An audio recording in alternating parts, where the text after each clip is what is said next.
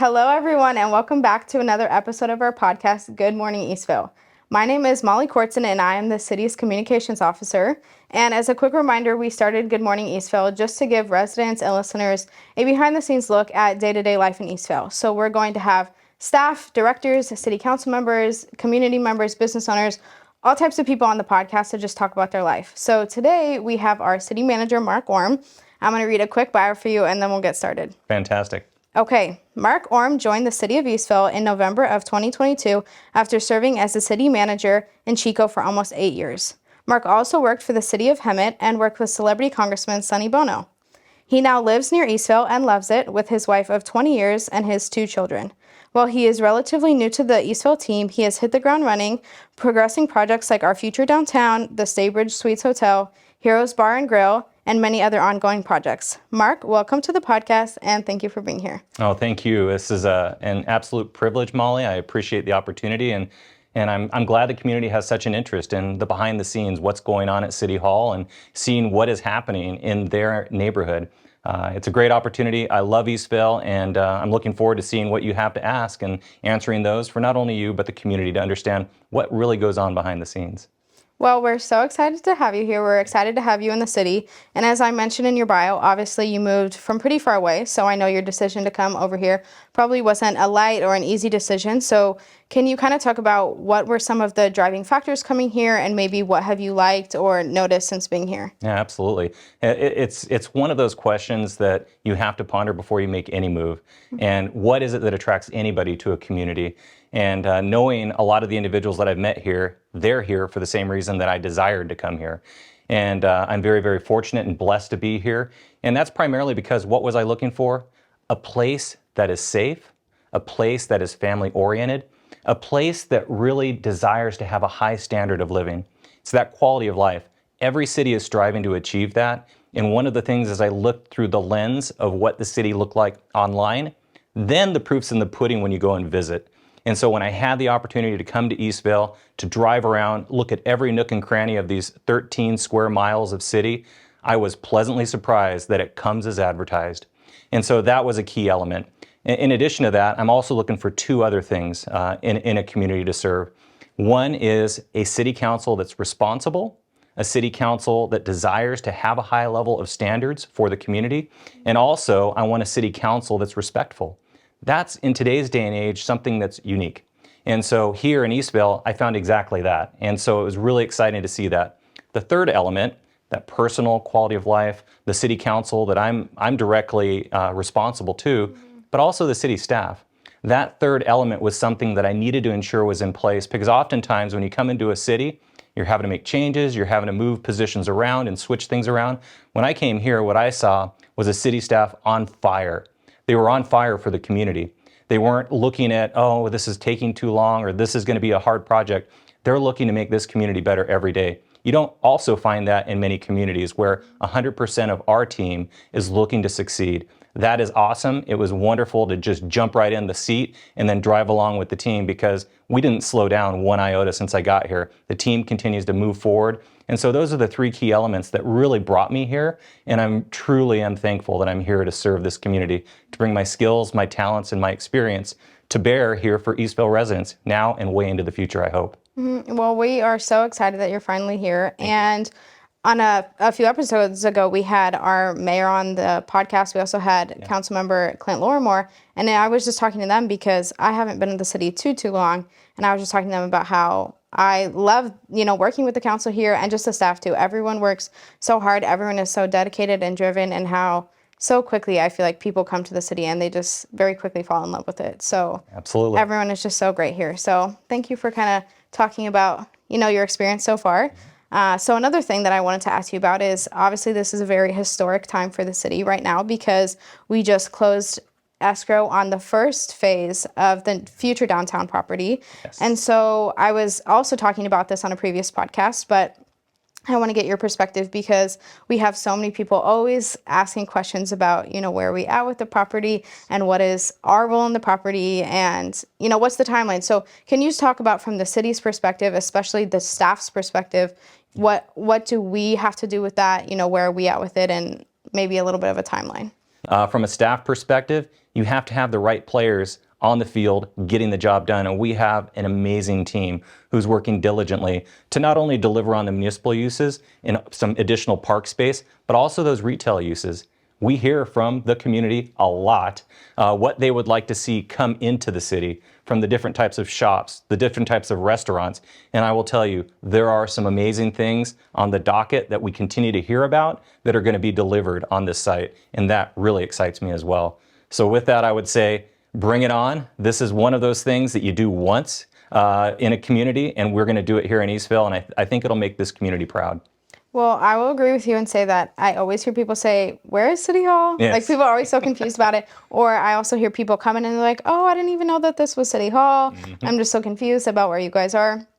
So I was telling, again, on some former podcasts, just talking about how I'm so excited to have the City Hall. That's probably what I'm most excited for, because obviously I'm a staff person, so I'll be sitting in it a lot. But is there anything in particular other than City Hall maybe that you are especially excited for? Well, I'll tell you, when you talk about bringing a community together, it's those spaces where people can utilize for theater, those spaces that people can utilize for meeting space. There's not a lot of meeting space here right now. Those spaces that can bring people together to celebrate our community and the variations of wonderful culture that we have in this community. We have one of the most diverse communities in the whole nation. And I will tell you that with all the events that our team has been putting on, this will allow for that space that everybody knows when we have those celebrations, it's happening here. And so that really is the added excitement to this, because really, when I look at a city hall, it shouldn't be the iconic building on the block. It should just be a part of the community infrastructure. And the focus shouldn't be on government. The focus should be on community. And I really believe that from everything that I've seen so far in the deliberations that the city council has had on this, that's exactly the path that they're going down. That excites me because, yes, we are a vital component to delivering services to the community, but it's more about the community than the local government. And our team's going to continue to run hard and run big no matter how big our city hall is. And so that excites me. And so, yeah, I think that this is a great opportunity for us to celebrate exactly that. The citizens that live here, the citizens that work here, and all those folks that are coming in to visit, because we have a lot to offer, and this will enable us to showcase that every day. And I would say, too, I'm excited for City Hall because I think it's my hope and everyone's hope that we always have more people coming to city council meetings or maybe public safety commission meetings. We have so many different meetings, and they're all public, and we'd love to see people, but we know, our chamber is sort of small. So this is going to lead into my next question. I think, all forms of government, different levels have, different hierarchies and the way that they work. And so for local government specifically, we have the city council, we have a city manager, there's staff, there's a community, there's commissions, there's all these different things. So I know it can be a bit overwhelming for people, if someone comes into a city council meeting and, makes a request, they make a public comment, ask for something. Can you sort of explain the hierarchy, explain, this is maybe city manager's role, this is the council's role, here's where staff, just kind of walk us through, all the moving parts of, I guess, local government. Yeah, absolutely. It's a great question. And I will tell you, in today's day and age, through our educational system, a lot of folks don't get to learn what that system actually is designed to do. And I find it that when folks do come to a city council meeting, they're surprised that some of their questions aren't answered as they're asking them from public comment. And so it's a great question. And so I thank you for giving me an opportunity to share a little bit about it.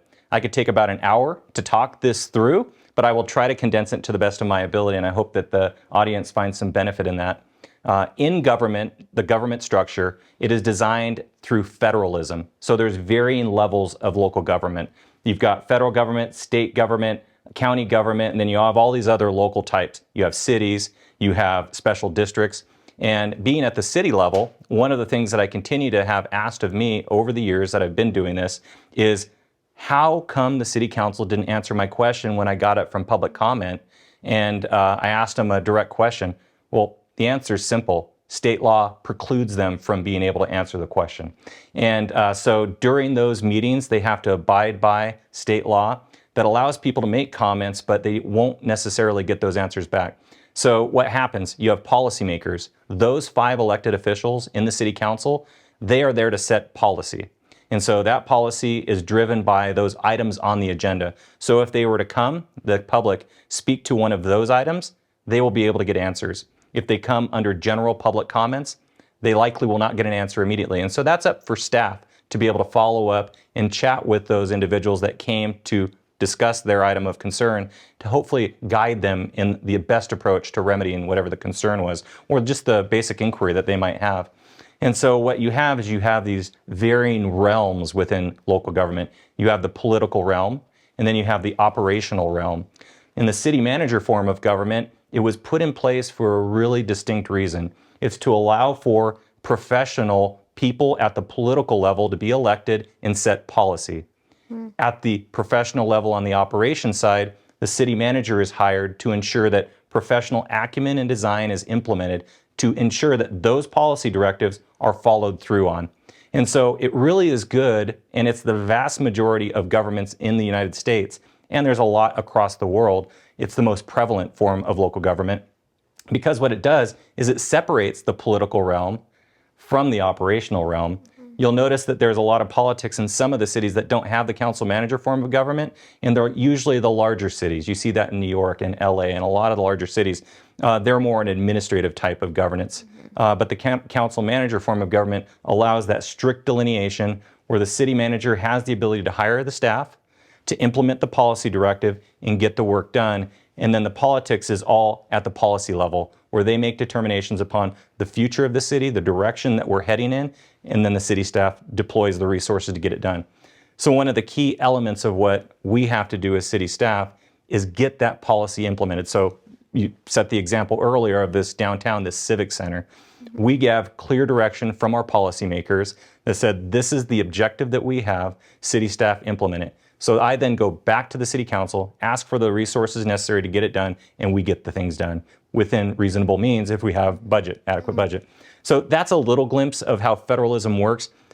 A lot of things that people come to the city council meeting to ask about aren't necessarily under the jurisdictional authority of the city. And so that also makes it difficult for the city council, because if it's something with regard to public utilities, then that is overseen by other entities, and the local government doesn't have a lot of authority there. If it's something with regard to jails, that's also overseen by a couple of other entities, maybe the state prisons, maybe it's under the county jails. We have no real true authority over that. So as much as people would like to come and talk about everything at city council meetings, there's only some things that the city council and city staff have any measure of ability to modify, change, and get done. So there is a very much a delineation between what has to be done in municipal government, and I'm pleased that here in Eastvale, we have the city council manager form of government where we can let the political realm work on its own, and we can have our city staff professionally getting all of those needs taken care of through operations in a non-political way. Well, thank you for walking us through that, because I know it can be really overwhelming and confusing. Yeah. And I'm glad that you brought up the educational part too, because I was a political science major. And Yes. even then, I felt like really coming into local government, there were so many things I had no idea about, because we focused a lot on like federal or state government. And then when you're just in, general education or in some completely different major or in high school, you're not really getting a background, especially of local government. I feel like it's such a gap. Yep. And so coming in, even though political science was my major, I was like, I feel so lost, which was really interesting to me. But, and I'm also glad that you brought up the public comment thing, because we do have a lot of people come in and they're like, why didn't you answer me? Yep. But we can't. But it's, if you don't know, and so it's a hard situation. So I'm glad that you walked us through it. So you're our city manager, and you are probably undoubtedly the most busy person in City Hall. So can you just walk us through a little bit of your day-to-day activities as city manager? Yeah, absolutely. When I meet with my colleagues, other city managers in other cities, we are able to reflect upon the craziness of the position. But it's a true blessing to be able to serve in that capacity. And albeit it's busy, there's so much wonderful things that come of it. In the day-to-day, yes, there are constant meetings. Yes, there are constant sessions with elected officials, with adjoining regional entities, with neighboring cities. Really what you're trying to do is drive towards achieving the policy goals and directives of your elected officials. And so that really is what the day entails. On top of that, you're also ensuring that your city team knows the direction that you're heading in, communicating on a variety of levels to ensure that you know, as a city manager, what resources are necessary to get the job done. And so that takes constant collaboration in meeting with partners so you can leverage resources. It takes constant collaboration with the department heads, making sure that each of the departments have the resources necessary, and constant collaboration with the community to see where you're missing the mark and to see where you can improve. But in addition to that, see where you're hitting the mark and making sure that things are being done optimally. One of the things over the years in this position that I've really been able to focus on is transparency as it relates to finances in particular. And also, you want to make sure that every time you go in and you're spending those tax dollars, that they're going towards the goals that have been dictated by the policymakers. So with that, every year, as everybody's seen, we go back and update our strategic plan. We go back to the city council, talk about what was achieved, talk about what needs to be done, and how we're going to get there. And that's always an exciting time for city staff because we know the direction we're heading in. And this city council's made it very clear what those goals are. So with that, in the day-to-day, you never know who I'm going to be meeting with. It could be a citizen that's dealing with an unfortunate situation in their neighborhood that they're hoping that we could help remedy. And then I go and I work with our community safety director. And I will tell you that when I do that, I know that behind him are some amazing team members. The Riverside County Sheriffs. You got CAL FIRE, Riverside County. You've got our community enhancement team. You've got these team members that are amazingly working together to collaborate within the community to ensure the safety of our citizens. When you're talking about community development, when you're talking about our public works projects, I've got a department head that I'm working with there. She's got an incredible team behind her. And so I know that they will be honest with me about the resources they need to achieve a level of success. And then you go down the list. You've got communications, which you're on that team, and the city clerk. And that department director is on top of it, on the ball, getting things done. And I know his team is. Here's an example. So thank you for your service to the city. And you just continue to go down the list from human resources to finance in the treasury. Really, these people, this executive team that I work with regularly, know the needs of each of the department areas, and I'm able to then facilitate that through these meetings to leverage resources and go back to the council to facilitate getting the job done. So that really fills my day. And then at the end of the day, I go home to my wife and my kids, and I can take a rest for a moment and then get right back at it again. And so it really is an incredible job. The reason why I got into it was because I believe in true community service. I believe that we're here to serve, not only in my personal life, but in my public life. And so it's an honor to do that. And so when I go home and I take a quick breath before I start again, I know that it's been for a good cause. And I know that we've been efficient in the way that we've conducted the service. We've been effective in deploying the resources, financially speaking, and that we've treated everybody respectfully. Because ultimately, when I look at our team, there are three elements that we abide by. We're a gritty team. The Eastvale staff are gritty. Every day we get it done, no matter what the obstacles. We are solutions oriented. And when we look at things, we could always look at the past and go, well, this is how other cities are doing it, or this is how it's always been done. That's not the case here. We look for solutions to do things better and more efficiently.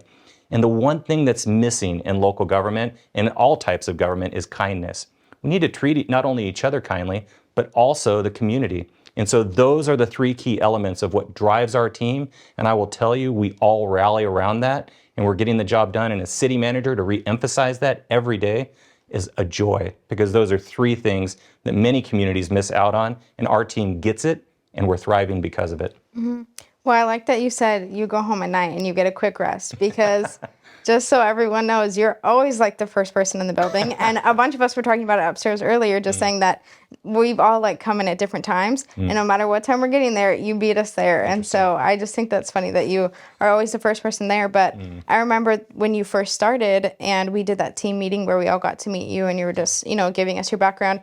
And you kept saying, like, this is something that I was made to do. Yes. And I just love that. And I think it's so true, because it's such a busy job and such a hard schedule that you really have to be, like, made for this. It's not just something you stumble into. It's not just something you wake up like, I want to be a city manager. You really have to work towards it. And It's something you have to do every day. So I know we're all just so happy to have you on the team, but you kept saying, I'm made for this. And I'm like, you really are, because every time I see you, you're like just here at the craziest hours and all of these things. I'm like, you were really made for this. So Thank you. the last question I want to ask you, which is really the driving force of the whole podcast, is just trying to get that behind the scenes, like day-to-day look. Yeah. So, as a city manager, I'm sure there's a lot of misconceptions from the public about what you're doing in the day-to-day. Is there anything that you want to talk about of like misconceptions or more day-to-day, or just something you're like, man, if I could say one thing to the public, if I could get up in front of the community and say this, do you have anything that you would like to say? Yeah, I think that there's such a distinct area in our local government perspective nowadays, because it's really dropped from the federal government level down to the local level, is this separation between the community and what happens in the day-to-day operations. And I will say that that's definitely not the case. One of the things that I've bore witness to in my city manager position are, in most of the organizations that I've worked in, there are community outpouring of concerns or celebrations that are fed through the political realm, the city council members, to the local government level.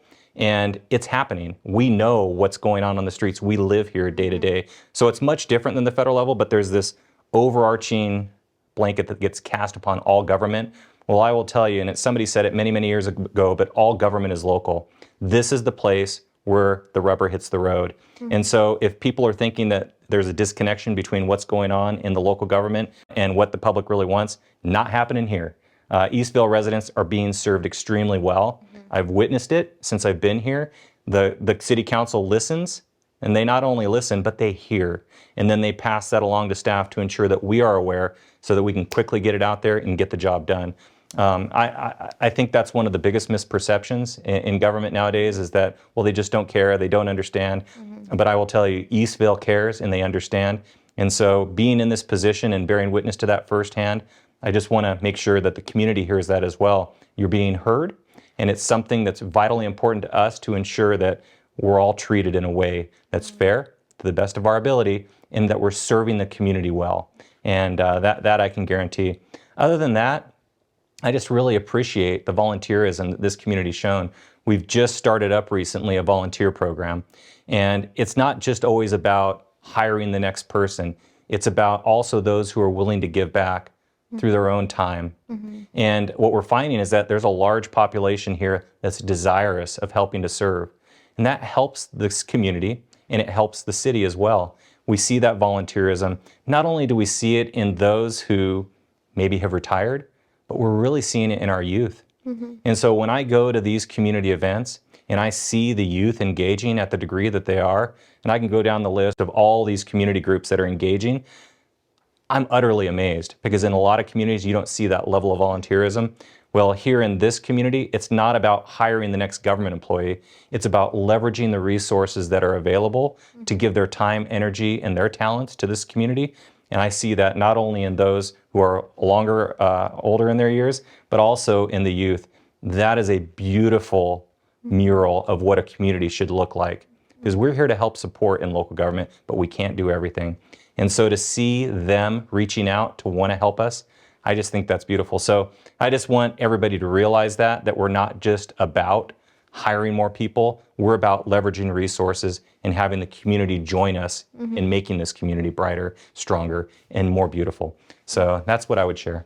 Yeah, I would totally agree with you about the volunteers, because, our team always works the events. Most of the staff does. And there has been so many times when we're cleaning up after an event. I remember like the International Food Festival, I was out on the streets, and it was a Sunday night, and it was like midnight, and there was still all of these volunteers, like young kids, but also like people who are, older in the community, and they're like lifting tables. They're just doing like the craziest work. And every single time we're here cleaning up, it's, it's so late, it's freezing cold sometimes, and they're here just being the biggest troopers, and they keep cleaning up. And I'm like, are you sure you can stay? And they're like, yep, we got it. So the volunteers here, they're very unmatched to any city. So I like that you brought that up. But one last thing I want to do, and I didn't tell you we were going to do this, but I'm doing this with everyone. Fantastic. I'm going to do a little fun, like get to know you rapid fire question, okay? It's very quick, so just say the first thing that comes to your mind. It's just like fun questions about Eastvale, kind of. Okay. Okay. Off the top of your head, Sure. Chick-fil-A or In-N-Out? In-N-Out. Oh, that was quick. Okay. Would you rather sit in the Costco gas line on a Sunday or sit in the Dutch Bros coffee line? Whew. I got to fill my gas tank, and then I'll go to Dutch Bros after. Oh, you're doing both the lines. Okay. Would you rather, I know you haven't been here for it yet, but I'm sure you can guess. Would you rather take a walk in the August heat or the January winds? I'll take the August heat because then I can go jump in the pool. Everyone's saying that, and it's really surprising me. I could never choose the heat. Okay. Favorite place to eat in Eastvale? Favorite place so far, and I haven't tried every place yet. You already gave me In-N-Out Burger. Oh boy. You know what? I'm going to patronize them all. I don't want to highlight anyone in particular because I don't want to miss out. I haven't been able to taste them all, so give me a little bit of time on that one. Okay, you're doing the right answer. Thank you. The fair answer. Okay. Favorite thing about the city? Favorite thing about the city? Boy, it's standards, high standards. They care. They care about cleanliness.